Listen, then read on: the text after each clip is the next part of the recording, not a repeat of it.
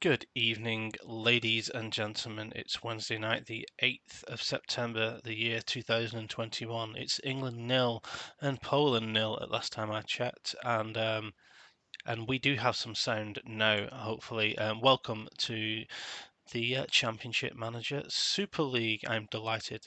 I'm amazed. I am absolutely chuffed to bits to say that I'm joined with long-serving Super League manager, Super League legend, graphic designer extraordinaire, and current league leader, Northern Burn manager Ian Edwards. How you doing, sir? I'm good, mate. Thanks. Yeah, thanks for the kind introduction. If not particularly accurate, but I'll definitely take most of that. That's for sure. Who would have thought you'd ever be introducing me as league leading manager? Hey, here we are. Here we are, Northern Burn, top of the league. They scored the most goals in the league. They've got the league's top striker at the minute. I think Cesarco's probably gazumped and Penza recently. I'm having a quick look in the chat and seeing who has joined us at 9 o'clock at the kind of early start time, which is it looks like quite a few people. So evening to Mr. Stephen Wright, evening Greavesy, Mr. Ian Campbell saying, "Are we not watching England?" Yes, I do have it on a little on my second monitor, just having a little thing. So I try not to get distracted, but I do apologise if something interesting happens. Yes, Mr. Mega Horse, I am melting. Evening Dimble, evening Jens, evening Mr. Potato Mourinho, and Mr. Rob Slaff. Everyone who's not listened to it yet, get on Spotify or wherever you get your podcasts from and listen to the Tato and the Sloth, or Sloth Potato, Sloth Potato, Sloth Potato, Sloth Potato. It's a very addictive and kind of infuriating theme tune, but it was a very, very funny show, and it's starting to get a little bit of structure to it now. So even after 2 weeks, that's really good. So yeah, keep it up, gents. Evening Fifey, Duggan. Yeah, evening to you lot. Ian, how's your season gone so far? I can't complain. It's been a bit of a strange one, in as much as probably with no disrespect to a couple of the teams, the couple of games that I thought I was going to win, I was roundly beaten. We're decent at home, and I thought I was going to possibly be able to consolidate a lead last week. Wasn't to be, but then again, a little reminder of how crazy or how difficult this league can be is sometimes probably not a bad thing to get delivered to you. So hopefully we see that as a little reminder and keep us feet on the ground. Indeed, indeed. Evening to Starbury, who he's joining us on Twitch, in probably a lonely place, which is the Super League chat on Twitch, because everyone else is on YouTube. If you do get lonely and fancy switching over to YouTube, it's a lot more popular, Starbury. But yeah, Twitch is probably the more modern home for us. If we ever kind of migrate, we will there. Going back to Sunday's show, it was a bit of a mad one. I think across pretty much all the games, there was quite a few unexpected results, some absolute goalkeeping howlers. So we saw the last game of the night, Bostock versus Lettersford, quite probably the more sensible and kind of standard game. It was quite an interesting game. Gonzalez getting the equaliser after Torres put Lettersford in the lead. At some point tonight, I've got to remove Lee Mack as Fernando Torres's nickname. Astra Athletic went to Dudley Hill and absolutely smashed them. Absolute dreadful performance from Andrea Mazzantini. A couple of goals from ZZ Roberts, who then picked up an injury. Gazelles 1, Hull's Vikings 3. Hull's relatively dominant for the majority, and then none other than Mr. Drugs Test, Rio Ferdinand, getting one back towards the end. Careful. I've Um, nothing bad said about Rio. no, okay. 1-1 between the Haggis Hunters and Devils. Quite another tight game in that one. and Penza getting the equaliser after Helguera, who's got a statue in front of him up in Edinburgh outside the stadium. Locomotive Boston took Churchtown to the sword, who had the best defensive record in the league before that game, but then got crucified. Yourselves, Northern Burn, I think was that your first defeat of the season? Second, Astor beat us earlier on in the season. I think I saw your tweet. Game. So both teams that have beat you have been 14th at the time. I think so, yeah. Yeah, that's an interesting one, isn't it? Yeah, bit annoying, but yeah. Evening Mike Savage, and then to round off the evening, the biggest score of the evening, and yeah, doesn't look like it on the stats, but it did look like a resounding victory for the Sloths, where we had a GG Buffon, Nightmare, and Christian Poulsen, the legend that is Christian Poulsen hat-trick. He got a bit of flack in the chat beforehand, which Rob decided to rub in everyone's faces on the podcast. So yeah, just a couple of people. I'm just going to read out a couple of things in the chat. Ian Campbell says Rio is a fanny. Yen says agree, Ian. That we are. So that's me done. We've got this section. I'm just going to rush into it now. We're 9 minutes past, and I've waffled on for long enough. So we are going to go, and I'm sure Greavesy will be happy to see this. We're going to go to Locomotive versus Spartak Sloths early doors. We're going to go Locomotive first. Got a few injuries. Julian Guerrero, Radislav Kaluzhny, and Manu Petit out injured, which means he's probably gone for a little bit more attacking lineup than we used to. He's got the legend that is Max Tonetto playing well. What do you make of this, Ian? He's looking dangerous again, isn't he? It's been it was a slow start, and then all of a sudden it's just been victories. It's been victories with reasonably dominant, confident performances. Even with a couple of myths in the team, he still seems to be getting plenty out of them. And yeah, Tonetto's been an absolute bonus for him. But I guess Greavesy wouldn't class it as a bonus because he's mentioned on Twitter that he knows what he's capable of, and I don't think it's come as any surprise to the manager. So what did you make of the Scholes and Zidane signings? I think a few people mentioned that they thought Locomotive might have gone a little bit of a step backwards this season, but I completely mean it's not looking like that in the results, is it? Well, we all kind of say that after every transfer window that Locomotive have kind of taken a step backwards, don't we? But I think the Montella signing, it could be key. Inzaghi, after spending a little while in the reserves and being brought back, is looking like the player that we all know he can be. And as he's always mentioned in the past, he doesn't give a shit about average ratings. He just wants performances, results, goals, assists, whatever. So he'll happily carry a Zidane or a Scholes on a 6.7 if they're winning football matches, which is probably the right way to think about it. Is indeed, completely agreed. It's all about the results. I think I'm definitely of that school of thought. I used to have Raoul, who never averaged more than 6.7 for me back in the day, but was always in my starting lineup. So after a bit of a slow start for the Sloths, 3 defeats on the bounce, they've now won 3 on the bounce, playing a tactic which some people questioned. But it's definitely working for them. The none other than Big Shagger up top, 5 goals in 6 games.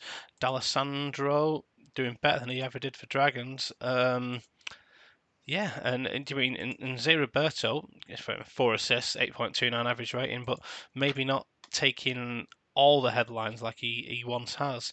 And no surprises there. Christian Poulsen keeping his place. Are Sloths the real deal, Ian, or are they just flirting with the top 6 with this run?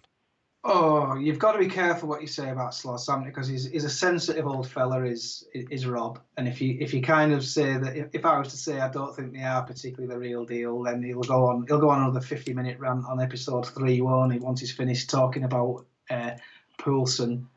So I think there's probably 3/4 of the team that are the real deal. Love the manager. I look at the overall package and think that they're always destined to fall short. Top 2 is a stretch for them. They don't seem to ever be able to last the full show. something generally happens to put them on a little bit of a downward slide. But for the time being, although I do think Rob might have mentioned on the podcast there were 4 wins on the trot, 3 wins on the trot is still pretty good. So yeah, I think he needs to ride that wave while he can. And he's in danger tonight of it all going to pot. I don't know if you've noticed, and you see on screen there, Spartak Slavs are in their away kit, which sometimes means they turn into a bit of a Dudley Hill. Well, Dudley Hill in that kit away from home are a good side because they are, in all the time I've been watching this league, they are an away side. So if any of that can rub off on Spartak's loss tonight, then they'll be okay. Let's have some predictions in the chat. I can see that Rob Sloth's gone in early with a 2-2. Anything from you, my good friend? I was just about to say Desmond. Yeah, it's nailed on. Desmond sitting on the fence there. Both teams to lose, says Ian Campbell. 0-0 as always goes my good friend Mr. Greavesy. Mega Horse going 1-0. We've kicked it off. Ian Campbell would love both teams to lose here, wouldn't he? He definitely would. Early goal from Big Shagger, 12 minutes in. Someone's got upended as well in there. Looks like Spartak Sloths have started quickly. Carson Ramelow has been booked. Barthez is busy. Zidane's coming forward though. Let's see how much involvement he can. Montella's name's been mentioned a few times. Looks like Locomotive coming back into it. Zidane put it in the back of the net, and Del Vecchio's offside has ruled that one out. We get towards half time. Locomotive definitely on top at this moment in time, but Spartak still lead as we get to half time. And it looked like there was more action. It felt like a lot more than that, didn't it? But I look at that beautiful colour scheme that Loco have, and sometimes you just think a game is all Loco because sometimes all you can see is that vibrant pink, isn't it? So, maybe that was a bit. That's an interesting take, and it's basically we see more of the colour because we like the colour. That's interesting. Yeah. Decent half, that says Ian Campbell. 2 shots and 2 on target. Let's have a quick look at the goal, and it is Rui Costa heading the ball down after a free kick taken by Carlos Gamarra, and Vieri lost his man. Having a good season so far. Don't think there was too much else. I'm going to click on Locomotive first, and then Greavesy can tell us he wants any substitutions. Paul Scholes on 86. Solid first half, Ian? Absolutely. Yeah, I think Rob's got to be happy with that. I think Loco, not so much. I think that if a different complexion on the game, if the goal isn't disallowed, and Zidane might even have ventured up to a very rare 8, as rather than being on his pretty still high 7. Yeah, solid, but not much else. Hey, Ian's obviously joining us from a Greek restaurant tonight. He's smashing plates all over the place. I have just had a cork pop right out of a bottle from the other end of the table. I'm lucky to be alive. Well, I'm glad you're with us, mate. I'm glad you're still with us. Greavesy's going as is. Ruslan Nigmatulin having a good half for the Sloths. Rui Costa got the key pass and the assist. Let's see if Rob stays as is. I suspect he will. No real bad performances in there, and he's not going to take Zé Roberto off. Yeah. It's been a relatively even first half, and yes, as I expected, they going into the second half are the same. So I'm going to kick the second half off, Ian, while you recover, get your breath back. And it looks like we're starting in the same vein as we finished, with the pink side on top, or is that my eyes deceiving me? Zambrotta coming forward, Desai, and there is Zé Roberto. Oh, there's the man. There is the man. First goal of the season, 62 minutes gone. Looks like the Sloths are on for a memorable victory. 20 minutes to go. Loco will need to score soon. And Zidane going off. Some might say may help that. Some might say won't. It's got to be Roycer, hasn't it? So I mean, how much does that help? Yeah, it's a very defensive bench, isn't it? I'm going to do the Roycer thing and then wait for Greavesy to confirm. I'm sure he will do it very, very quickly. Obviously, Ian Campbell not happy with the Sloths getting a victory here. Jens saying at half time, I believe, not good to be down to Sloths and Cesar Roberto still on a 6. And then Ricer is confirmed by Greasy, and Barthez takes the armband. I had a quick look there, which I know you will hate at the stats. Looks like we had an effort there from Locomotive Boston, but still no goal. With 2 goals in it, so unless we get another goal, I'm not going to slow it. Royce's speculative effort. Larson involved. Looks like Sloth's still having a go here, but Sorry, Locomotive still having a go here, but Sloth's defending well. Yeah, they just looked solid, didn't they? They didn't, apart from that goal, it wasn't. They looked pretty solid and didn't really look like they were going to be troubled too much in the end. But Wow. 10-7, crikey. He has got away with one, hasn't he? That is a champion, I would say. There, 7-3 on target is the results for shots on target. That makes it 4 on the spin for the boys from Kurdistan. Definitely, you've got to say the word is clinical. Yeah, Kurdistan relocated to China, I believe. Have they? Are they in China now? Who I knew? think he's relocated to China according to his bio. Okay, I did not. I was unaware of that. Sloths look a different animal defensively this year. Is Richards the answer to his to the questions that they had at the back? Zidane picked up an injury and go off. Let's have a quick look at Locomotive. How disappointed would you be if you were Greavesy?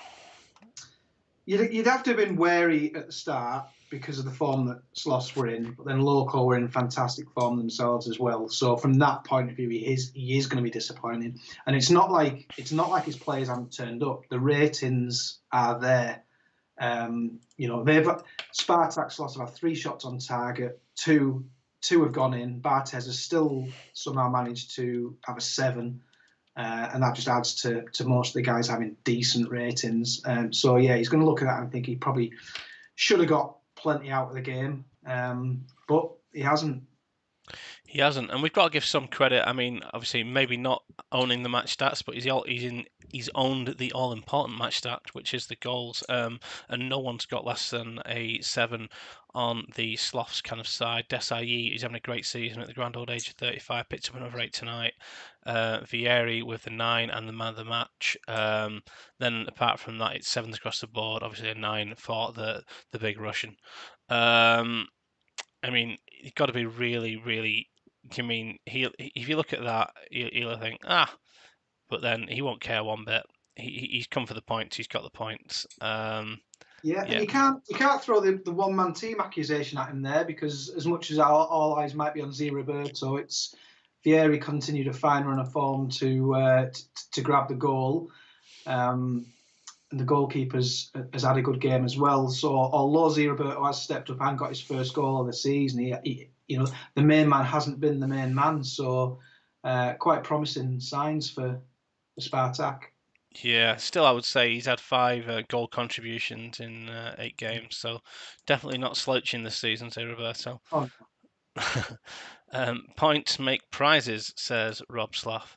As we say that, we go to Astor Athletic. We go down to the Booths Town, and we got the visiting Devils. So last time out, we're on Hodgie here. So last time out, the Devils got a draw away at Haggis Hunters. Before that, they drew 1-1 at home there's to not many Rostock goals to be Stanley. had, is there, in Swindon's games? No, What a they've there. not looked prolific so far, and they've definitely not opened the floodgates defensively either. So basically, it's 5-4 and 5 against in the last 5 games.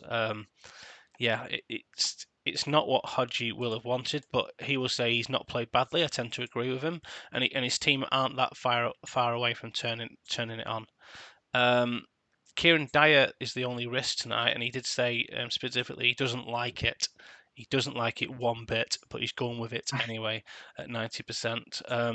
Apart from that, it's a strong lineup, and it's a strong lineup which leaves Harry Kuehl on the bench.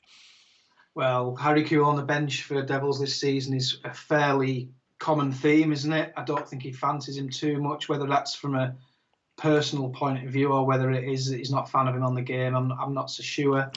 Obviously, Hodgie's still looking to see what is his strongest 11. Amar gets a game back in. It's nice to see him back where he probably should have been last week. The Dyer thing's a no-brainer. The Makoko thing, oh, crikey, the Makoko thing is a bit of a gamble, possibly at this level. And Emerson at DMC is also an interesting one with Uya on the bench. So yeah, it's still probably trying to figure out what his best team is, with it being a new side. Loads of potential there. Could easily come up tonight and get his first 3 or 4 goals in a game, or the one may carry on. Yeah, you do feel it's a matter of time before Devils turn up, and for Hodgie's sake, obviously he wants it to be sooner rather than later. Um, Jens saying I'm our number 9 doesn't sit right with me. Um, I mean, written off from day one were Astra Athletic. Do you mean they're not been too bad this season, have they? I mean, 3 wins, 4 defeats so far. Well, A lot I'd of people say, saying they've had a lot of injuries as well. Still dealing with a lot of those. Sorin, Emre, Macera, Rayad, Francisco Arca, and ZZ Roberts out this week. Do you mean he's had a tough job and he's not doing too bad, is he? yeah, I take a little bit of opposition at the written off by most. I think Tate will probably remember when we had the pre-season Zoom. I actually asked her to finish top 6, probably just scrape in, and finish 6. But I had them down as top 6. Partly, I thought that the manager had showed good things in previous stints in the league with other teams. Partly because I thought there were some decent players in there. And partly because Astor took 6 points off me last season and probably cost me the league title. So it's no surprise to me, even though I guess Tato predicted he'd finish lower than I thought they'd finish. So I've seen nothing to change. I think they might still do top 6. And would you say that's down to the manager or the players? Very much down to the manager. There are enough good players in there. I know a lot of people don't rate him, but I think the inclusion of Saviola will pay dividends. And I think despite the lack of symmetry, which really doesn't do it for me, I think they've got a good shout. Okie doke. I've just asked for some predictions in the chat, which I'm no doubt will come firing in a second. Duggan's gone with 1-1. What do you reckon from this one, mate? Well, after being accused of sitting on the fence for Desmond on the first game, which I was going to go for in this game as well, I'm going to go home win, and I think there'll be at least 3 goals in the game. You seem to be the only one of that frame of mind. We've got Potato Mourinho going for a home defeat, Jens going 1-1, Dimble going 1-0, Devils. Mega Horse is back in the home side, and Steve Wright going for a 0-0, but saying it's the hardest to call for me. Let's kick this one off. Fifey going 2-2 as well. Hoffland has to be careful now, so I'm assuming he got a yellow card. Placente making strides down the left-hand side, though. Here comes Gattuso for the Devils. Montero going forward. So an absolutely brutal challenge from Montero on YouTube the other day. But there is Emil Mpenza, someone Hodgie will need to get scoring if Devils are going to challenge, and he's on his way now. I think that's his second goal of the season. Both teams creating chances. Looks like Devils just having the better of it at the moment. Montero going forward. Emerson, Saviola, and Katana scores for Aston Athletic, or does he? It is offside for somebody. Both teams, again, I would say, creating chances here. Aymar, Franca, both involved, and we get to half time. That's a little bit harsh on Devils not to have register a shot. But sorry, That's surprising. So yeah, they say the disallowed goal was the only shot. yeah, it didn't feel that way, did it? I saw Katana's name and Saviola's mentioned a few times. But yeah, there we are. Devils were slightly happier and kept their defence quiet in that game. You'd suggest that, or kept the goalkeeper quiet away from home. Got the goal that they needed. Action areas in their favour, if even if possession isn't. Goal comes in from a Van Bronckhorst free kick and Mpenza header. We'll look at Asta first, and it's a bit of a mixed performance, won't you say? Foe and Hippier are getting the tackle. Magic Kevin Hoffland as well. So there's 3 guys there that are busy, but they're making all the tackles, aren't they? Which I guess is perhaps why they've kept them down to 1. But Key yeah, tackles as well. it just didn't feel that one-sided, did it? Fifey mentioned there was a penalty turned down as well. I didn't notice that in the chat. I don't know if you spotted it. Ryan hovering over match stats. That's something I'm doing. I do apologise. You quite often click on match stats before the game's kicked off, Ryan. So that doesn't surprise me at all. I'm a clicker. I click a lot. You should, I mean, I try and tone it down for these, so yeah, it'd be interesting if you watched me on a home You have save. improved a lot. I will give you that. Franca for Boamarte is the one. Luis Boamarte coming on. I think this is, yeah, it's his third appearance of the season. Obviously, got a little bit more love under this manager.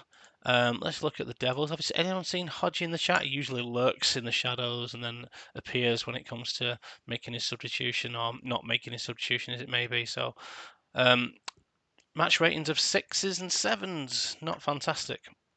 No, and it seems like they haven't had an awful lot to do uh, in their own half of the pitch in comparison to Astor. So maybe that's got something to do with it. 4 yellow cards is perhaps a bit of a concern for the second half. If Hodgie was in the chat, maybe he would look at taking one or two of those off. I mean, Gattuso is often ripe for a second yellow, isn't he? Oh, you're setting it up, Ian. You're setting it up. Oh, he's going cool for Barry. Yeah. I think. Do you reckon he listens to us, or do you reckon he just feels guilty that he doesn't play Harry Kewell more? Yeah, I don't think he would feel. I don't think he'd give a shit about Harry Kewell. So he's obviously. So that means he's obviously listening to us and saying, basically, obviously that we know best and we'd have Harry Kewell on therefore. The surprising thing about Harry Kewell with Hodgie is that he wouldn't let me have him. I asked.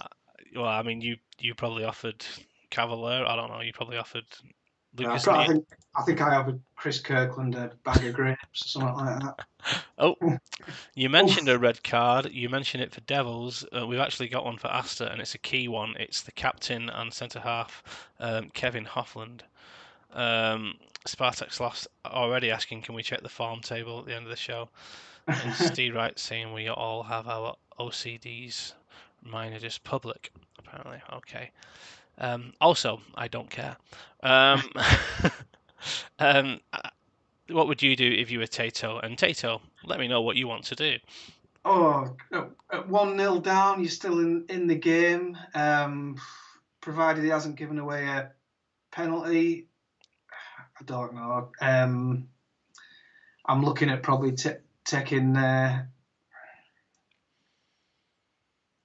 What's the bench? Oh man, you got Vaschuk. So he's actually putting Mark Vivian Foe at centre half. Scally's going central and no arrow on Scally. Can Foe play centre half? Maybe he can.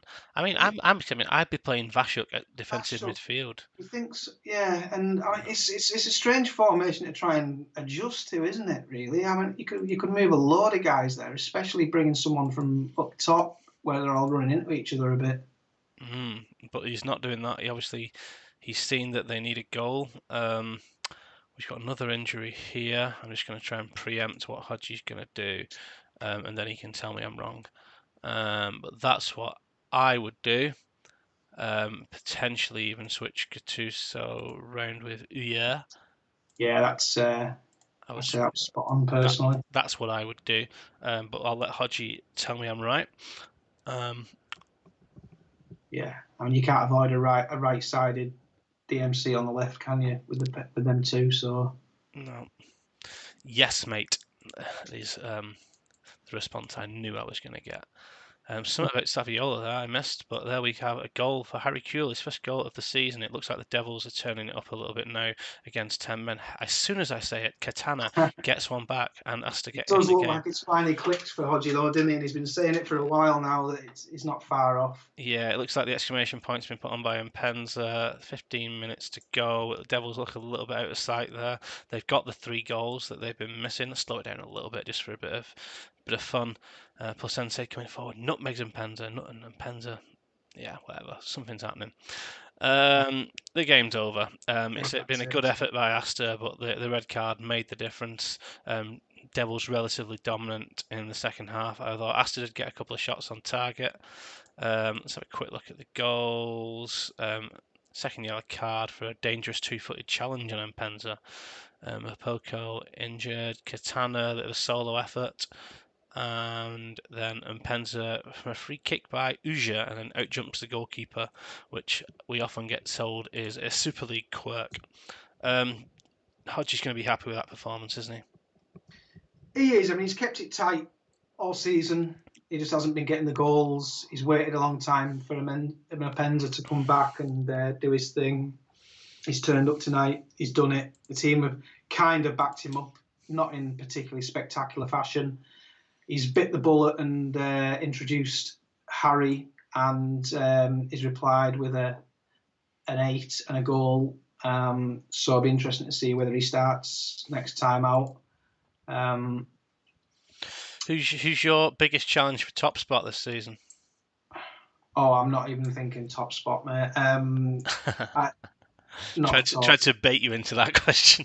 Yeah, no. I would. I said at the start of the season, I would absolutely love to finish top 2, and that would do for me. I mean, there's no. It's like the rugby league, isn't it? You know, no one remembers who finishes top of the league. It's all about qualifying and winning the grand final, isn't it? So, challenges though. I predicted Bostock would win the whole shebang, so I've seen nothing to change my mind there. So yeah, they're main challenges. Indeed, I tend to agree with you. Bostock do look solid this season. Let's have a quick look at what come through in the chat before we talk about the next game, which is Hools versus Dudley Hill. Tato saying no luck tonight, and kind of joking on the fact that he's got a few players out injured and throwing shade at myself because I'm partly to blame to that. I mean, it's a couple of weeks ago now, so you can kind of calm down a little bit on that now, Potato. But there we are. Devils have arrived, says Duggan. Red card killed the comeback, but increased the entertainment. And yeah, there we are. It's 3-1 to the Devils away at Astor. One thing which has been an ever-present for the Hulls this season is this attacking duo of Crespo and Van Nistelrooy. He's kind of avoided taking the bait of people suggesting they can't play together, which I kind of respect to an extent. I think that, do you mean you need to play them and give them enough time for it to come good? Yeah, It definitely did come good last time out against away at Gazelles. Be it's the interesting attacking triangle, isn't it? Really, it's not just the front two; it's the attacking triangle. Because I think Brozek outshone them two, didn't he, in the last game? So, as well as he is doing for getting those front two firing together, and a lot of people obviously would have been tempted to cash in on one of them to bolster the other 11 somewhere, but you know, maybe apart from central midfield, you look at the whole team and you think, where can you strengthen them because they are so good. Mm. Yeah, sorry, mate. Keep talking for a second. I'm just going to check that Cristiano Zinoni is correct at right wing back, considering that Volodinkop's fit on the bench. I just don't want to have a little bit of a mistake. Well, and Xavi is he's not set the world light, has he? Despite his stats looking great, so he makes way for this one in the middle, and it's interesting that Jens, perhaps being at home, he's gone for the more attack-minded player to be that one in the middle. Yep, Jan's confirming that Zanoni is the man to start. This is my confusion, sorry. Steve Wright agreeing that Brozek's been superb so far this season. One team that have been largely, how to say this, underwhelming, apart from the one game away at Dragons where they turned up and won 3-0 and dispatched Lettersford in the season. But let's be honest, humbled at home last time out. Have been Dudley Hill, and I think this is now his fourth formation of a manager who said he was going to use. One or two for the whole season, I think wasn't he it? said two for the entire season. Yeah. So yeah, now we've got Clarence Stadolph playing right wing, Alex playing left wing. Yeah, I love Steve. You know, and Steve knows that. I mean, he's a great character. I think sometimes he jumps too quickly and makes decisions too rashly in his lineup, and in his formations. He dumps players, he switches players, he sometimes doesn't use logic. And I think in the kind of long term, that is slowly but surely eating away at his team and his results. I wish that he would give a solid lineup more of an effort, even if it gets beat the first game, the first couple Yeah. of games, because sometimes he has good performances, doesn't get the rub of the green, and then changes everything, and then gets truly and utterly destroyed the week after. But I may be in the minority in what I No, think. I think you're absolutely right. I mean, that's kind of how I turned it around at Burn, really, and a couple of spells at BTEC as well. You need, if you're going to go with a tactic, you give it 3 games. If you lose the first 2 games with it, you hold your nerve and see what happens in game 3. If there's green shoots in game 3, then perhaps you've got something. But I think the only thing I'd say with Steve is that he was very vocal at the start of the season, and the 1 or 2 formations that he was planning on using all season, that's what he built his transfer business around. And if you're starting to veer away from those 2 formations, then it tells me that the players that you've got in the team aren't necessarily suited to the tactic that you're going to be playing, because that's not what you bought them for. Having said that, he's away from home, as I always mention, great away team. Hools are as likely to go on a fantastic run, but they have been shown they can go on not a great run as well. They've got that in them. So yeah, it's nicely poised. Yep. I mean, we may be completely wrong. Steve's saying that he did give it 3 games. He has stuck with it or so. Do you mean if we're being overly harsh, I do apologise. But I've asked for some predictions in the chat. Duggan and Scott Sadler going for 3 goal victories. 1-1 from Mega Horse. Fifey going 4-1. What are you reckoning to this one, mate? I've noticed it when it comes to predictions. I very often do agree inadvertently with Dan Negros, and 1-1 is what stood out for me. So yeah, I kind of think 1-1. No problem at all. Let's kick this off. England were winning 1-0. It's gone off on my other screen, and I've just seen Mr. Campbell saying Polska. Does that mean that Poland have equalised, or is that the shite? I'm still not watching it, mate. I have no idea. I am 100% Super League tonight. Okay, I do Focused. apologise. Yeah, if someone can confirm the score. Oh, it's 1-1. Szymanski is just equalised. I mean, we're probably still going to go to the World Cup. Let's not worry about that. It's not like, do you mean my dual citizenship, the Republic of Ireland? Um, they're not going to danger the playoffs. I mean, so Five um, chats just realised England are playing. Oh, well, Just they're not playing now. It's 92 minutes into the game, mate. So I think you're not missing too much from now on. It's coming home for Christmas and all that. And we've kicked it off. And Dudley Hill look like they've started quickly. And Luca Toni's got his first goal of the season. Are we going to about to eat humble pie here? Of if the Hulls you might. Vikings I was the one who was saying they were a good away side. Ah, is the Hulls Vikings renaissance just going to last 1 game? It's 39 minutes gone. There's not been too many chances created. Looks like the start of the half was Dudley Hill. The second half of the half is definitely So Hulls yeah, it wasn't Vikings. a bit blue. Yeah, is Brozek going to equalise? He's not going to equalise this side of the half-time whistle. Hulls slightly the better of it, but relatively even.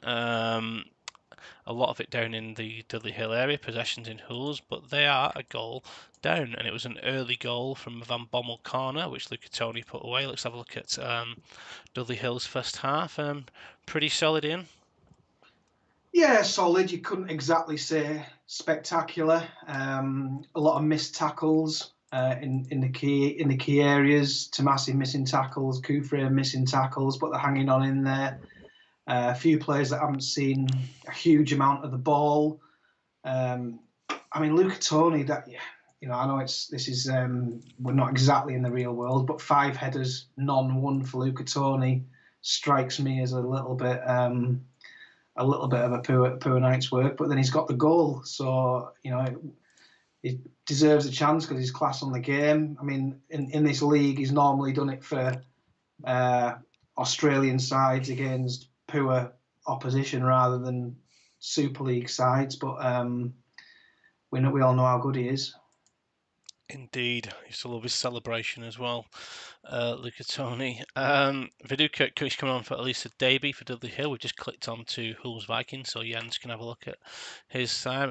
He's not going to be happy with Lilian Thuram, who's been an ever-present, or Andrei Milevsky. you don't want fives from your players at half time. Also, Liverani and Zinoni not firing on all cylinders. His 3 strikers got 7s though. So look what he's doing. He's doing Volodenko for Zinoni as his substitution. No surprises. You don't want your captain on a 5, but then again, it could jump up second half. Milevski pretty much doing what he did for me every time I had him at BTEC. Efforts from Viduka and someone for Hull's early door, I think Brozek. It's 53 minutes gone though. We haven't had any extra goals. It looks like Dudley Hill are pressing on the door at the moment though. Dangerous, don't they? Oh, let me just slow. Whoa, whoa, whoa, whoa, whoa, whoa, whoa, whoa, whoa, whoa, whoa, whoa, whoa, whoa. Oh, where are we going? Just trying to pause it. I'm sure that I just saw. Right, I got mixed up because both teams have a Zinoni, thinking that I hadn't done the Zinoni substitution. I have done the Zinoni substitution, but Dudley Hill still have Zinoni on the pitch. So that's my little bit of fear of with. I haven't clicked on anything else. I'm just making sure. So I apologise for my panicky. And we've got a red card this time for substitute Vitaly Volodenkov. It's going from not looking good. I'm excited now. Yeah, he's probably going to whip it out, isn't he? Oh, this is an interesting one, isn't it? What do you do here? Well, your natural guy is Thuram over on the right, isn't it? And maybe dropping Milevski back. I'd even go one at the back here, I think, in this situation, but Campbell there in the middle. I think that's what I think at home against Dudley Hill, 20 minutes to go, 1-0 down, I do this. That's what I do. I understand the idea of putting Milevski or Luizao in there. I'll wait to see. I'm going for the point and try to stay reasonably solid. So I go Campbell right centre back, Milevski left centre back, and Liverani is the holding midfielder. Yen just put Thuram right wing back. Ronaldo. Sorry. What do you say there, Ian? So maybe even pushing Liverani up alongside Rivaldo and not having a DMC, but he's going to right wing back. I think that's a formation change which we're not allowed. So right, he's gone Thuram right wing back and Xavi Liverani. What does that mean? You can't make a substitution for someone who plays the same thing. It's a red card, not an extra substitution opportunity. Yes. Do you mean so if you can't just go defensive midfielder for defensive midfielder? That's not how it works. So it depends. If you wanted to put someone back in defence and bring Louis, I don't know. So just Thuram right wing back then. There we are. Right, that's how he's going. 1 at the back and 4 across there. So let's kick this off and see how we get on. Looks like they're still involved. I'm just going to slow it down because it says Milevski, cynical foul, bad to worse. It's gone from worse to dreadful. Right, key. And this all goes to impact your next game, doesn't it? And this is where. Yeah, I think I'm just going to do that. 5 minutes to go. Do I wait?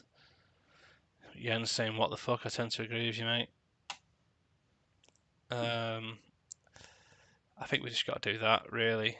Stick live DM, yeah, that's what he's saying. Let's just crack on with that. It's imagine if Hull's Vikings got an equaliser now. Well, Steve's going to be expecting the worst now, don't you? Because it's just looking too good and things haven't gone that well for him. But honestly, he deserves to be able to hold out now, doesn't he? Yeah, Mark Hester, the referee. Candela skipping pass. Here comes Damien Candela. Here we go. Oh. Crespo header saved by Pellizzoli, and it was almost the end of the world for Dudley Hill there. So yeah, frustration, torture for Jens. 2 red cards and getting beat at home against Dudley Hill when they've had the more shots on target. Dudley Hill, I don't want to say champion because they're up against 9 men at the end of that, but they've got the 1 goal. They defended well. Good goalkeeping performance from Ivan Pellizzoli. Good solid away performance, you'd say. Yeah, good decision at goalkeeper. Champion definitely not, because I mean you've got 5 shots on target versus 3 shots on target. So yeah, we wouldn't go as far as to say the champion. Very solid second half performance. Obviously seen a lot more of the ball due to having 11 players on the pitch. Man of the match goes to Hull's Vikings Vincent Candela. He finished the match at left wing back, had a solid game. Still surprising, and overall, I think you've got to look at, I mean, that world class strike force at not getting a goal. Yeah, I mean, I mentioned my feelings on it at the start of the game. Possibly cashing in on one of them to bolster your midfield, so you're not sort of Rivaldo isn't your absolute pivot in the centre of your team. Perhaps you could potentially get rid of him for a top class MC. One of them. Um, yeah, and I think he'll be looking at Jens. Unfortunately, he's going to look at the next game now and looking at the carnage that he's been left with and seeing how next game is impacted. Yeah, it's that's the issue with red cards, isn't it? They kind of move on. At least it's only one game in the Super League. Bostock, Tree, Yame, and Lauer. I don't know if you understand that, but it's three up top. I Well, imagine that's what it stands for. Tree something.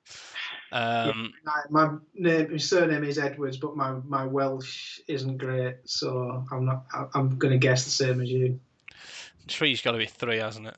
Um, Yeah, Anelka, Rossini, and Tristan all getting the nod. That's how Bostock been doing. A couple of draws and a defeat in the last three games, although they had a really strong start to the season. He spoke very well on the podcast earlier today. Mm. Um, is this a kind of a reactionary move in the fact that he's only got 2 goals in his last three games? Is this something that you understand? It's well, yeah, it's 1 win in 5, isn't it? Which it doesn't feel like that for them. A lot of great players, and it's how you fit them in. For me, he's not as blessed up top as he is elsewhere in the team. So to see them so top heavy is a little bit of a surprise. Okay, I tend to agree with you. I mean, he's given Elka a good cooking run there. He looks like Elka's playing well. Maybe 1 goal in 5 isn't as much as you would hope. But yeah, Rossini and Tristan both can produce, and Tristan's stats look relatively good as well, even though he's not really one that I go for. Um, yeah, he's not scored more than 1 goal in a Super League season so far. Interesting that Olivier Decour has been dropped. You mean after getting an 8 rating so far this season? I thought that was quite interesting. Um, there we are. Jens saying this is what Anelka did for them. And then after a torrid start to the season, 4-2 away at the league leaders last time out, we get the impression that the Dragons definitely have the tools in their arsenal. It's whether he can get the players to play, if that's the right way to say it. Yeah, it's a fantastic team, isn't it? And quite frankly, for them to turn up at ours last week in 14th place was a bit of a joke. They should be a lot higher up the league with that team. If you're saying that Tom Madeira, Brett Emerton, Oliver Kahn, Figo can only get on your bench, you know you've got a special team. I know some people, again, going back to the Taylor Sloth podcast when they question Mark Kerr, Maestro or Myth. I mean, he might be a weak link, but not a bad weak link to have. It just shows the standard of the outfit. Does it indeed. Saying he's gone up top because his AMCs haven't been effective. Bostock and Tato saying there's not many effective AMCs in the SL because of the quality of the defensive midfielders. Let's have some predictions though in the chat. It's Dragons at home to Bostock. Stanley Dragons. Are we going to see the continue of their resurgence? Or are Bostock going to get back to form? Ian, what do you think? I think Dragons might take it by the odd goal. I mean, this is the playing against the team I think will win the overall thing. But I think they actually, after the way they performed against us last week, I can see them nicking it by a goal. Not had any. Oh yeah, we've got Tato Mourinho going 1-1. I'm going to kick it off, and then some more predictions come through. I'm sure they will. Oh, not a Mm. very good start. Edgar Davids is going to come off for Brett Emerson.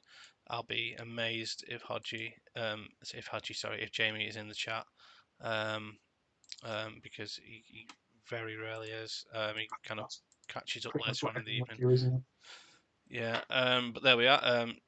Brett Emerson coming on for the injured Edgar Davids. Let's crack on. Not a bad substitute, as you kind of suggested there. Ashley Lai picks up the yellow card, and we've got an early goal for Diego Tristan, or have we? Disallowed.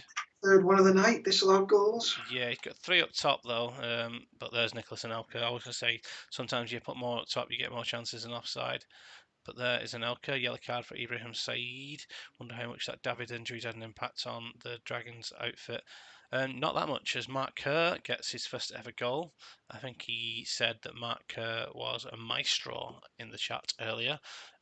Don't think we got the question asked of Nicholas Anelka, but he's got 2 in the first half here. That's Les Sulk doing the business. And then Jens, who's just been kind of throwing a little bit of shade towards him in the chat earlier, maybe eating a little bit of humble pie, especially after letting him go.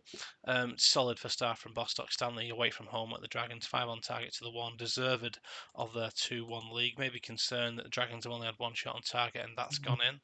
So a quick look at the goals. Lizarazu cross and Anelka out-jumped Baumer. And Dai turned by Asani and Dai doing something wrong, unbelievable. And then Anelka gets past Ndai. Oh no, Ndai assisting Anelka in that one. That's where my confusion starts and finishes. Yes, first half performance from Bostock Stanley. As good a first half performance as we've seen tonight. The players have all got on the ball in equal measure. Could have been 3. Only a couple of 6s in there. He's still bedding Gonzalez in, although he has contributed last week. Yeah, but I think Scott's going to be very happy with that. Sorry, just choking on some wine. Completely agree. And Elka's first half been fantastic. He's someone that I think always had the potential to come good for him. If you can keep him happy and keep him up top, he's going to get goals for you across the season. He started that tonight. I think that's his second and third of the season. Probably longer than Scott would have wanted him to go without getting a brace. But yeah, fair play to him for sticking with him. Yeah, I'm obviously a big fan. Bit shocking.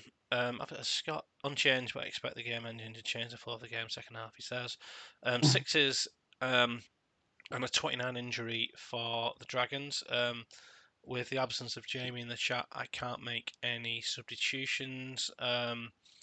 Yeah, disappointing across the board. Brett Emerson coming on off the bench and being his best player. Although he has played 39 minutes, hasn't he? So I mean, he's almost started, hasn't he? Because it was pretty much the first action of the game was to lose Davids after one pass. So yeah, and Mark, as we mentioned early on, you know, if he is your weak link, then he's not a bad weak link to have. Steps up with a goal in that pivotal position. I was going to suggest he needs more from Clive. He definitely needs more from Clive in this game, but he's not had a bad start. 4 goals in the 7 games. Well, yeah, we know that in Super League, I mean, top goal scorers, they are like gold dust. He always delivers in the end, Patrick Kluivert, over the course of a season. Yep. We kicked off the second half. Ashley Live, Matt Kerr back involved. That Dragons have started a little bit better this half, and there's Cerebral West getting the equaliser. But that didn't last long, and Nicholas Anelka gets his hat-trick, but that didn't last long as Patrick Kluivert gets his goal. We're in for a treat this evening. It's 3 apiece with 20 minutes to go, and I'm absolutely loving this one. Joe Cole actually back involved, coming forward for the Dragons. Bowyer now coming forward for Bostock Stanley. Kluivert just over Mark Kerr. Last 10 minutes, let's slow this one down. We can't afford to miss any of this. Joe Cole tries his luck. It hits Silvestre. Emerson into the area. Andre does well. Looks like it might be the first time he's done well this evening. But there we are. 5 minutes to go. And Nelka, could he get a fourth? Tristan, Rossini, Bowyer, Dai long range, but that goes high and wide. Rossini hits it low, saved by Kiotis. What a game this has been. Action-packed. Bowyer strikes it with fury. 87 minutes. Lee Bowyer from 20 yards out. Dragons back the back as well, but they're not, are they? They're not, and that is the final whistle. And we have had an absolute extravaganza of football, where Dragons have gone to Wales and come away with all 3 points. But that is not the full story whatsoever. What a game of football we have had. Yeah, 4 goals to 3, 8-4 on target. I think if I was look at that again, yeah, they took the lead 4 times, Blastock Stanley, and each and 3 times out of the 4, Dragons came back at them, but that generally wasn't enough in the end. Um, let's have a look. I'm not going to go through all the goals. I'm just going to quickly scan through it so you can kind of see if you are want involved here. So yeah, West involved there, Anelka, then Clive pretty much straight away. And yeah, 88th minute, Lee Bowyer on his own striking it with fury. Um, once Scott's heart calms down, he's going to be absolutely loving that result. Yeah, I think he's just shown why they're so fancy. He's not been afraid to change it. It's worked as well as opposed to last season where he was changing stuff that people probably didn't necessarily agree with. But you can't argue with any of his decisions this time round. And Anelka, we know if you play him and keep him happy, he's likely. But it's still a gamble, and it still takes big balls to do that sort of thing with Anelka. So yeah, he's ticked a lot of boxes tonight as Scott. Maybe got the league leaders a little bit looking over their shoulder. Maybe, probably not. Probably just me teasing it. Some positives to take away. It's not been a terrible performance for Dragons. They've managed to get some goals in. And Kiotis didn't have a bad game considering he let 4 out of 4 in. How he's managed to get away with a 7 there is beyond me. Um, yeah, Clive getting a goal, Mark Kerr getting a goal. I mean, it's one of those. Hopkins hanged his head. He's absolutely devastated. Devastated, says Tate on Mourinho. Lasult can have tomorrow off training. Duggan saying Scott deserves the credit for the gamble on Elka. Wouldn't touch him at a barge pole. Only one of us being proved right. And yeah, Jay Lane's calling him Scotty too hotty, which I am not going to reference any further. Yeah, what a game. Absolutely a delight to commentate on. And I shall continue. And I'm not going to go to Churchtown just yet. Where do you want to go, mate? Fulchester, Yeah, let's Gazelles. do Macca's game, eh? Yeah, he's always on late, and it's a big one. It's the man with the Scottish wife versus the pride of Scotland that is Ian Campbell. um, Fulchester have gone. I mean, they've gone a little bit more defensive, have they? They're not in the best of form. They got humbled by Sloths playing 2-5-3 last time out. Now they've gone with a 3-5-2. Um, Yeah, it's an three at the interesting one. back when you would hope that after a defeat, maybe the home advantage might offset it. But he's obviously a little bit concerned, and even though he is back at home, he's gone three at the back. But I mean, they're not a bad three, are they? Really? I mean, sometimes I do feel like Macca could put any old three centre backs out there, and he'd probably get a tune out of them. But they are three good ones. My take on it, sorry to interrupt you, Ian, is that I think Yepes and Valgarin are quality, and I think Balde is a substitute at best, right? And he's proved me wrong last season, 18 games, 7.83. But I mean, he's one of those players who, in that season, he's playing above his ability. Um, so I mean, Yeah, I think Yepes and Valgarin have got the quality there. I think Balde I actually think Balde is worse than Curtis. And you mean so? I mean, I get where you're coming from with that, but I'm not necessarily sure I agree. I think it's not this. 0102 isn't Curtis's time. You will get some very, very good saves out of him. Some not so great. Um, I think that this probably all points towards Veron being a lot more of a key man, being one on his own in the middle there. The way he's gone away from his four across the middle. If Giggs and Beckham can get the supply to Ronaldo and Vinegar of Hesseling, then perhaps this works. It does surprise me a little bit just packing that area in front of the keeper in the way that he has. Yep. Yeah, shocks all round. I think Spartak mentioned he's called Dignities. Five saying Maka doesn't usually react like this. Someone in good form, and we don't usually say this too much, is our friend from north of the border, Ian Campbell. He's had 4 wins in a draw in his last 5. His team have looked strong. Um, and I think this is for the first time in maybe 2 seasons he hasn't made any slight tweaks to his formation. His formation is the same. I mean, I say that now. Every week Ian sends a tactic file, and it might be that one individual player's gone passing left to passing right, or it's gone. I mean, I'm not going to go into the details of it, but this is the same as it was last week. And I think the only change is on the bench. Salas has come onto the bench for someone. I don't believe I can remember who. Danielson, maybe. Um, yeah, Danielson. But do you have higher hopes for Haggis now than you did at the start of the season? I have higher hopes for them than when they played against us, because we second game of the season we played them and it was 3-0. I said on the video that I released afterwards there was no way we were 3 goals better than them. So there was reasonable hope for them at that point.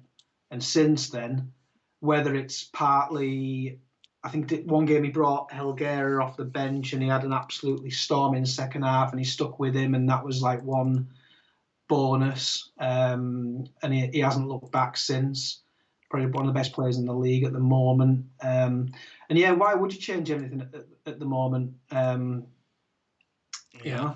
You stick with it. You're playing well, you're winning games, you stick with it. We know how it works. Yep. And let's hopefully get some predictions in the chat. I've just noticed that good old Boyd McGregor has decided to take control of this one. As so often he's involved in the Haggis games. Good boy. Maka won't be happy if he sees that and he has an impact on the game. So, what did you have a prediction there? Josh is going for Desmond. Lee Dimble's going 1-0 to Fulchester. Who do you fancy? If Fulchester, bizarrely, if Fulchester had gone unchanged, I would have actually, despite the 5-1 tonking last time out, I'd have fancied them. But now that they've gone and done that, I think Haggis could pin them back and get something out of the game. So it's either a draw or an away win for me. Mega horse with wishful thinking that we're going to get another 4-3. I really hope you're right, mate. But but let's see. Um, let's say we're starting here. Both teams having a bit of text on the board. McBruno coming forward. There's Beckham having an effort going save. Shevchenko and Vieira involved for Haggis. I think McBruno, such a young player in such a key position, but we've had a goal early on from Gaizda, Mendieta, and Haggis Hunters take the lead. But this pin back by that man you said was going to be key in the middle of the park, Juan Sebastian Veron, and I hope you're right. I hope you're right, Mega Horse. It looks like we've had an exciting start. Maybe not 4-3, but we've had a couple of goals here. Vasilyuk, Shevchenko involved, Biscan, Ronaldo involved for Fulchester. Both teams looking like they're having efforts here. A Oh, penalty? No oh, penalty. Looked like, was it McBruno who was caught on the way past? Uncle Boyd turning down a penalty for Yeah, Ian, or that is unstraight. Usually Uncle Boyd does Haggis all the favours. Not tonight so far. Maybe he's under the watchful eye of the committee. Um, yeah, relatively even first half, 4-5 on target, 65 off target. Fulchester having the possession, but action zones maybe slightly in favour of Haggis. The early goal from Mendieta after Vasilyuk lobbed it ahead of him. Vasilyuk been given a bit of game time, which I quite like. Yeah, I do like him as a player. And Beckham volleying the ball over from the left, and Veron out jumping the goalkeeper.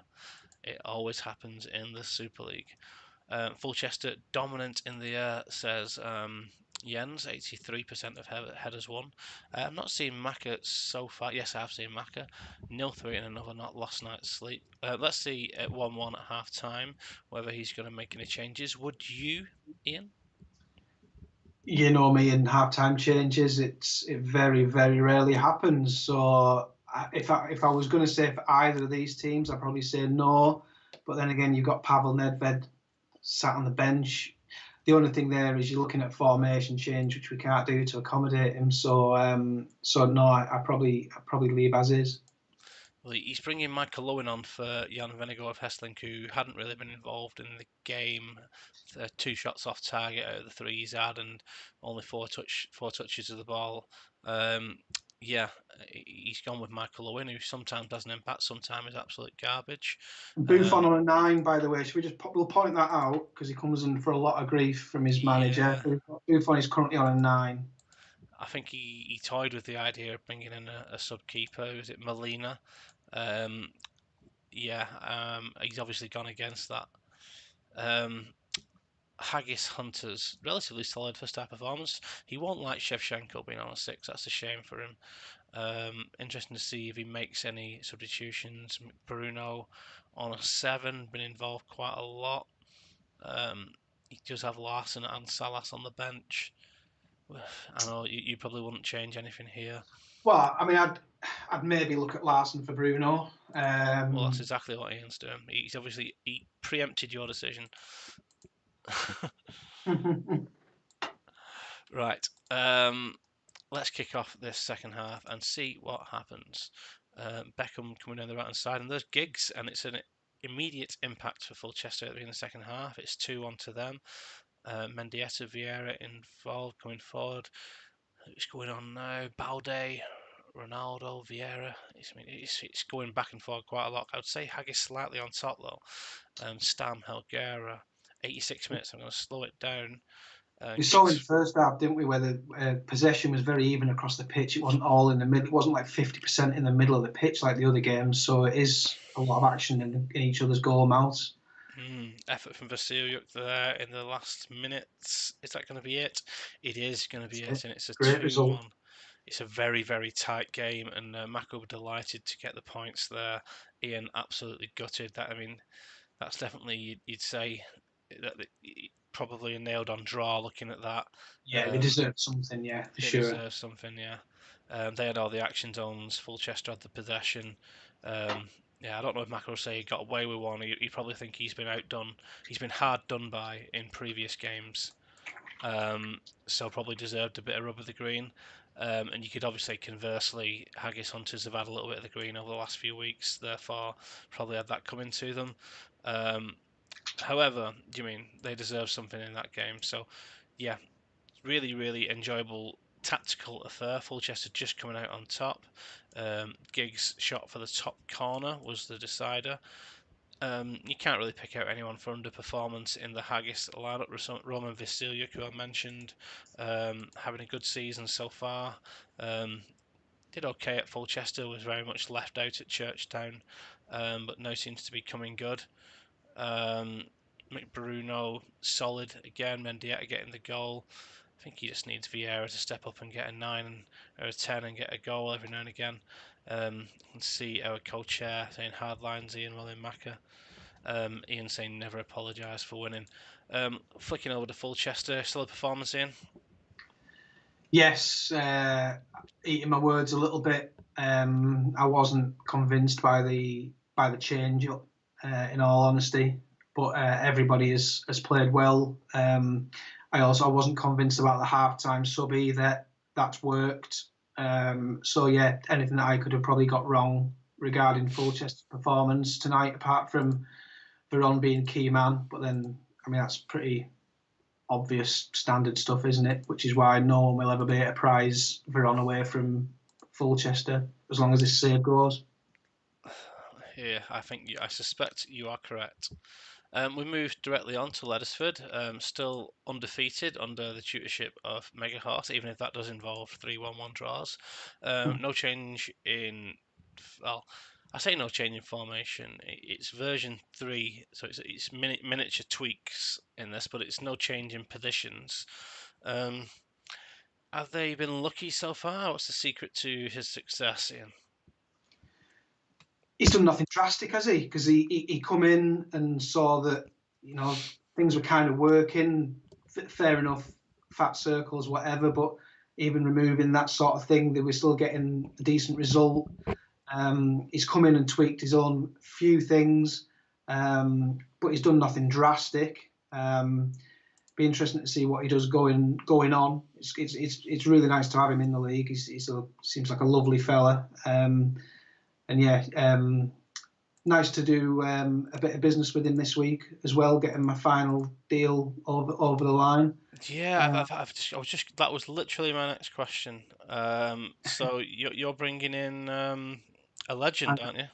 I'm gonna bring in the absolute living legend in your eyes, that is Ricardo Gardiner, because I have absolutely no competition for Georg Artos at all, and Milan Petkov is thanked for his service and booted out the back door. Is Petkov in your reserves at the moment? It looks like he is, yeah.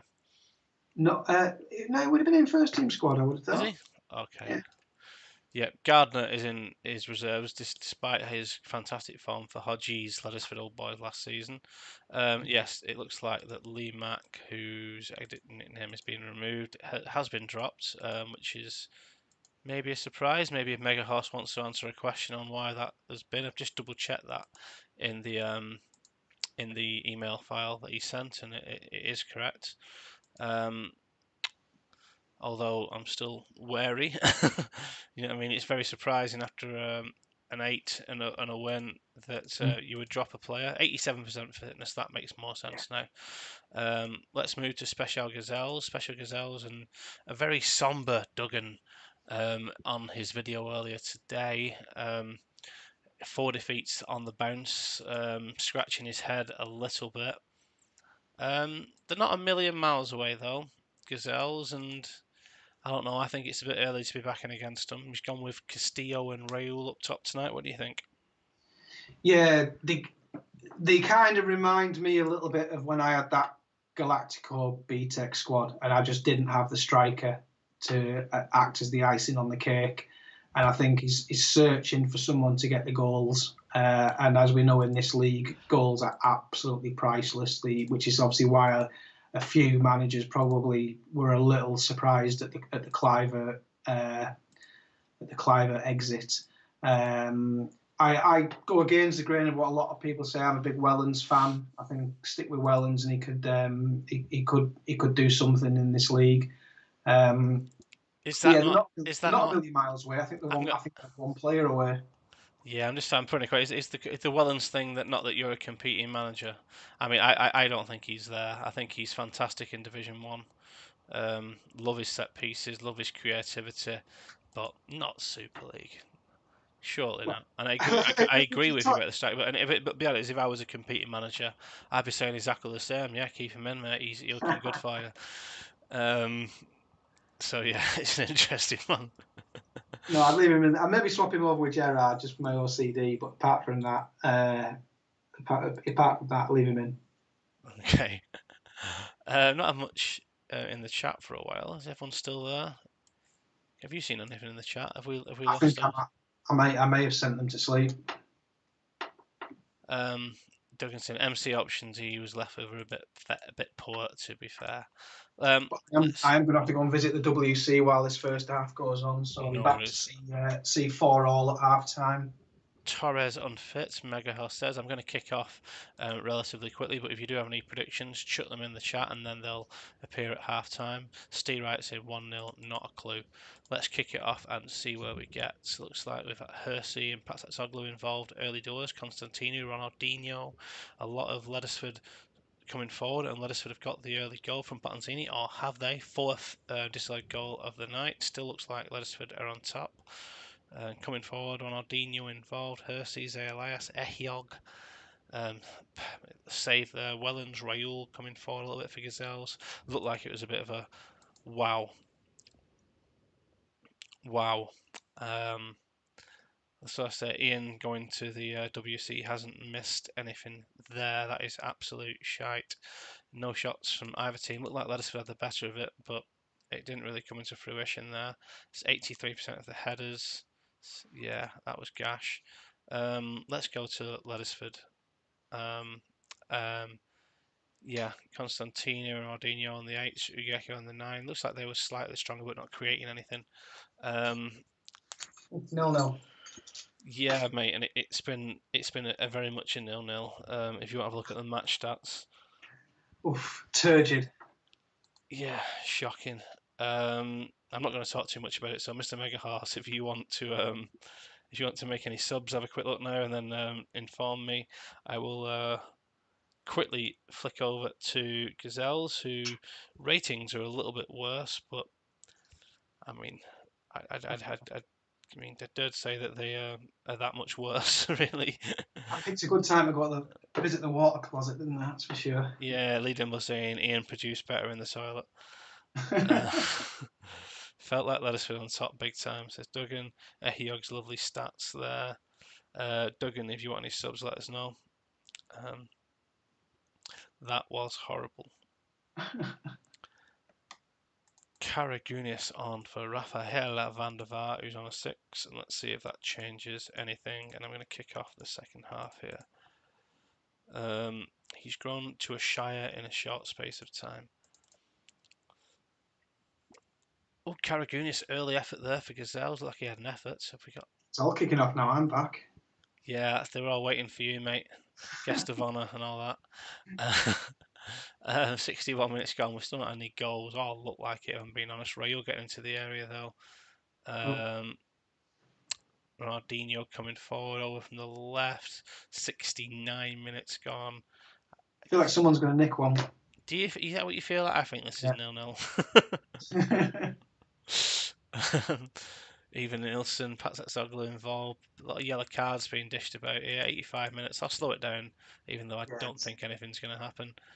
Maka saying give Fall a bash at AMC alongside Van der Vaart.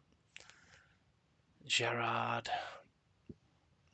88 minutes gone. 89 minutes gone.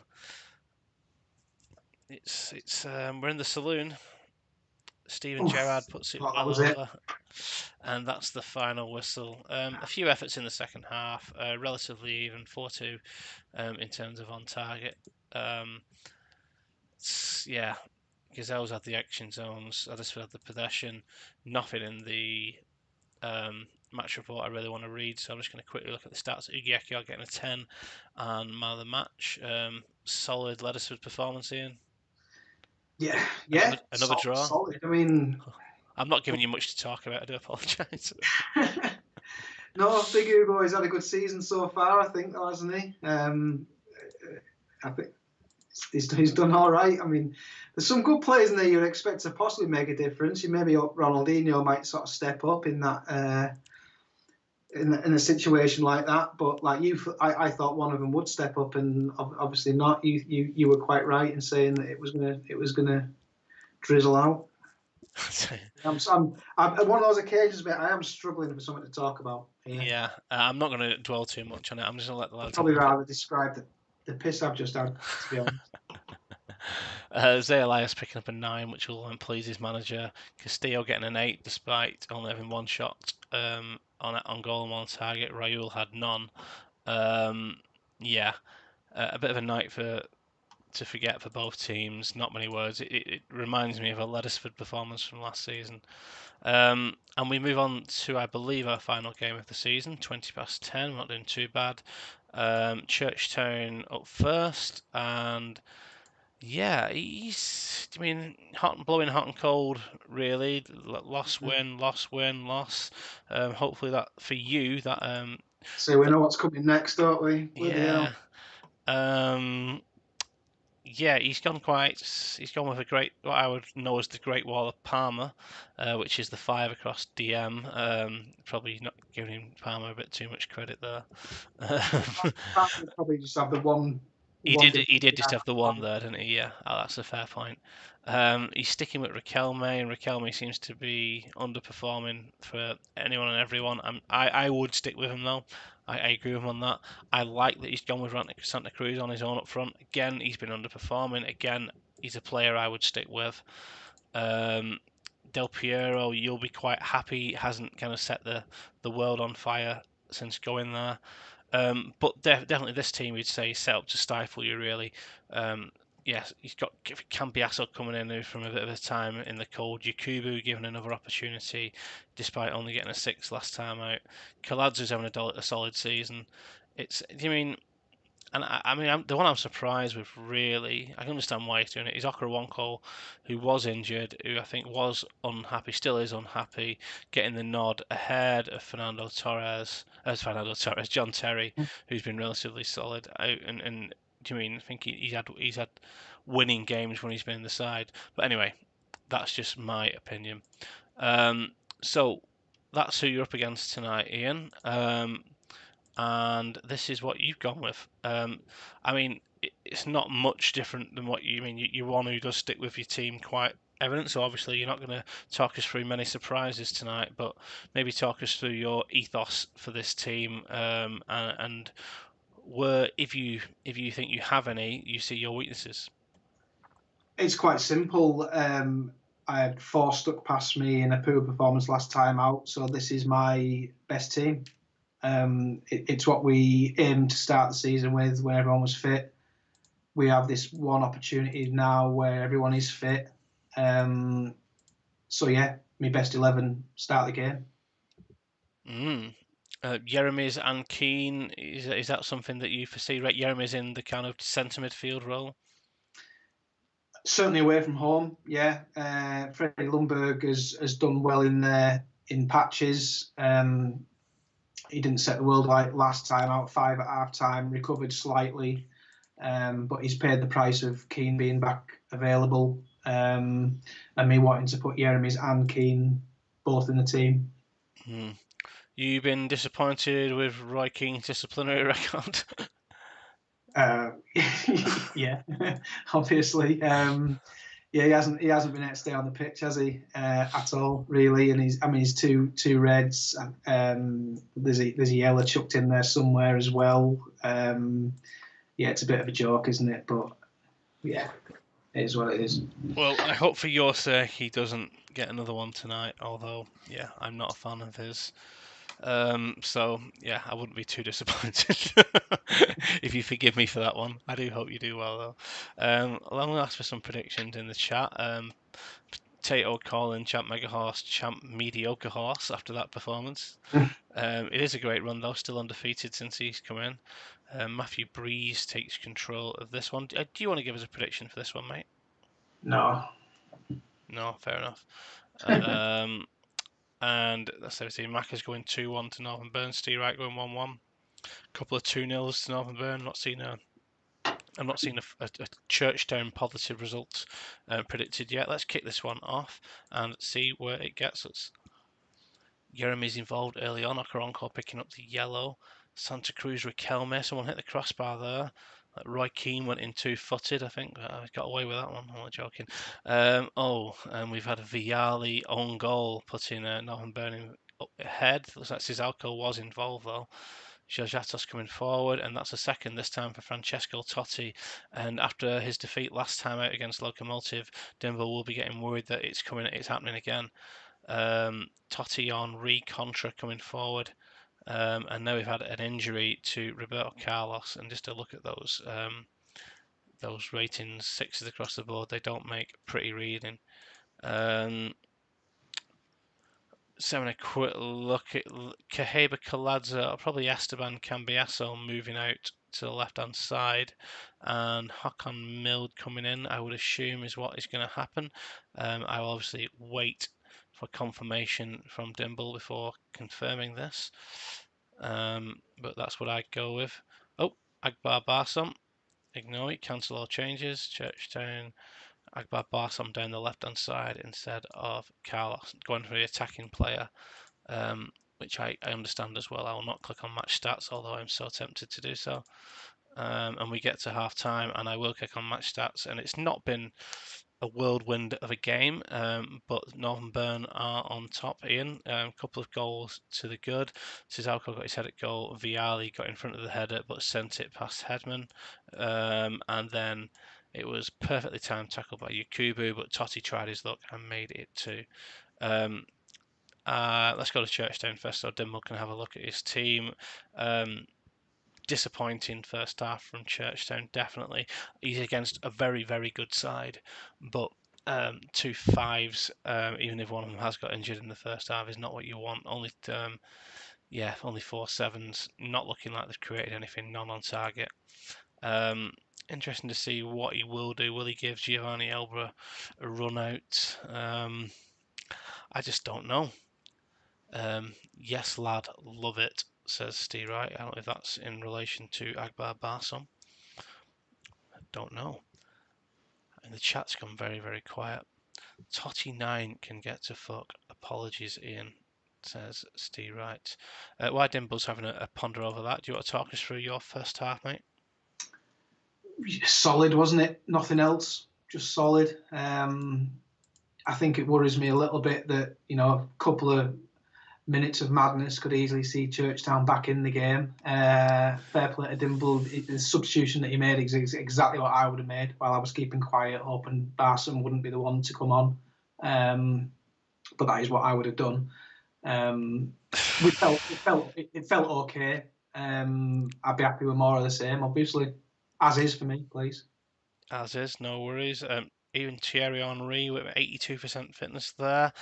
Starbury mentioning that none on the correct target, obviously mentioning Vialli getting the own goal.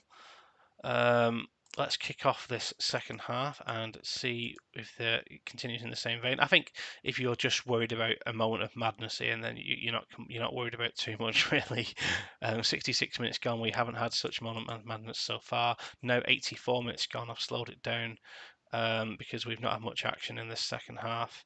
It looks like the game has just kind of fizzled out. Cambiasso coming forward, Yakubu, Zanetti unleashing the volley at goal. We get into injury time and we have a final whistle, and it was a second half to forget, really. Nothing much happening at all for either side. Yeah, well, we've ended on a bit of a whimper, but you won't. I'll take a whimper like that every week, mate. Yeah, I was just going to say that, but I'm sure you won't be complaining about it. Kaheba Kaladza getting man of the match in a 9, but that'll be of no consolation to Dimble. Yeah, and you bounce back really without setting the world on fire, but with a clean sheet and 2 goals away from home. Yeah, it's all you can hope for, isn't it? Really. I mean, I just tried. All I've tried to do is steady the ship. I've tried to put the best team I've got out 1 to 11. Just get back to basics, see what happens. No other daft changes on top of that. I mean, it's all apart from Samuel, he's had a bit to do, but for some reason he's come away with a 6. Not sure how he's come away with a 6. It's a bit harsh. 7s and 8s all round. Probably slightly played into my favour that Churchtown really did set up to stifle me. I mean, you don't often get away with that in this league, regardless of who you're playing. But yeah, very, very happy with that. Yeah. Maka's commenting, I don't know if you can see that. I like it when Burn win because actual real life good players tend to be involved and the game remembers what should be happening. Goal from Francesco Totti tonight kind of puts the exclamation point on that. Tizalco though did get an 8 and 3 shots, 3 on target. A few players, which I mean, Cosmin Contra was solid but hardly a world beater in real life. I don't. Do you remember George Atos? Maybe I don't know. Kind of Inter Milan, yeah. Not one that probably in that team would have stood out. And probably in this league, he wouldn't be my first choice left back either. But he's one I can stick in there and not have to worry about. So leave him in there. Don't bother making too many, sort of transfer attempts at top left backs because I know he's okay. I mean, he's no Cosmin Contra, but he'll do for me on that side. Indeed, indeed.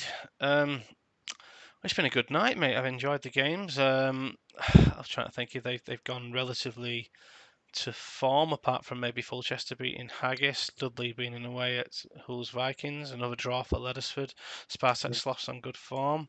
Let's have a look at how that's impacted the table. You've obviously retained your top spot with your win, 18 goals now from your 8 games, which I'm sure you'd be happy with. Spartak Sloths on great form, up into second place. How's that affected the top 6? Fulchester's win over Haggis hasn't put them in the top 6, but has put them knocking on the door. Locomotive, Lettersford, and Haggis Hall hanging around there. Bostock obviously returned to form, has encouraged them and pushed them up to third.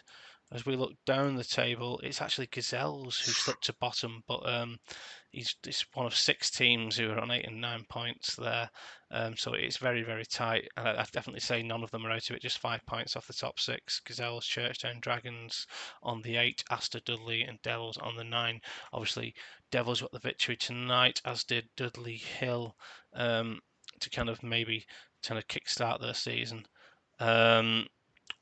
Fixtures. Let's have a quick look at what we've got coming up on Fifey's show at the weekend. Um, Devils Hulls looks like it might be a good one. Both teams sat outside the top 6 at the moment. You're at home to Spartak Sloss, top of the league clash, mate. Are you excited for that one?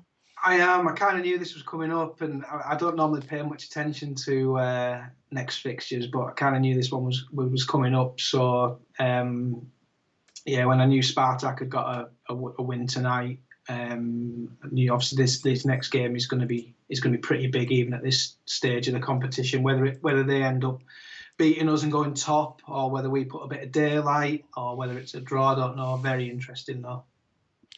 Is indeed a local derby there, Astor and Fulchester. They, whether they know it or not, they live about 5 minutes away from each other. Not that they've met up yet. Yeah. Let's have a quick look at team stats and form. Isn't Spartak Sloss, which is the most mad thing in the world. 4 wins on the spin, yet apparently 1 win and 4 draws trumps that on form. Is that, I don't know, is that just because there's not a loss in there? I don't know. I don't understand that, because I mean if you look at me, Spartak and us, we're both on 4 wins and a defeat, and we're both behind our resident draw specialist, as he seems to be becoming. Yeah, well, for me, it's 12 points versus 7 points, which is just madness. But anyway, who am I to question Championship Manager or 1 or 2? But Rob will be absolutely gutted that he's not top of the form table. Lettersford are. I don't know why I clicked on average attendance. Oh, God, even worse than it's Haggis. Lettersford, top of the home form. Away form is Bostock Stanley. Sloughs have won 4 on the spin. I've just clicked off that for some reason. No, just 2 in a row for them. Games about losing, Lettersford up to 6. And games about winning, Gazelles up to 5. Not good. Northern Burn top goal scorers, Churchtown worryingly have only managed to get 6. That's a third of what you've managed to score. Conceded, Dragons back to conceding lots of goals, 17 in. Lettersford the tightest at the back. Penalties, we can see only 16 had penalties, of which one of whom is Hools, and one of the whom has had 3 penalties. And then Christian Kivu's Lettersford Old Boys. I tell you what, though, if you want action, Dragons is the place to be, isn't it? Goals in at both ends, and lots of them. Yeah. The dirty bastards are Spartak Slavs. Maybe the soft bastards are Dragon Destroyers. That's maybe why they're struggling at the moment. And red cards for Wolves Vikings. Yeah, and 5 teams without seeing red just yet. Let's have a quick look at the goals. Yeah, Vieri, Zizi Roberts, Cesarco at the top. Average ratings, Dyer, Desai. Assists, Beckham with 4, Alan with 0, Roberto, and Michael Owen. Yeah, where are we up to? Right, I think we're going to call it there. Thank you so much for being absolutely fantastic, as always. Ian, any final Thanks for having thoughts? me on, mate. Any final thoughts from yourself? Bring on the next games. I think, yeah, it looks like a really interesting set of fixtures coming up. So we put this one to bed. Thanks for having us, and really can't wait for the next batch. Cool. Thank you, everyone for joining us in the chat and for staying on for the evening. Thank you for saying it's a great show, Ian. I know, mate. I know it's always a great show when Ian Campbell's on with us. But I shall see you all soon and have a wonderful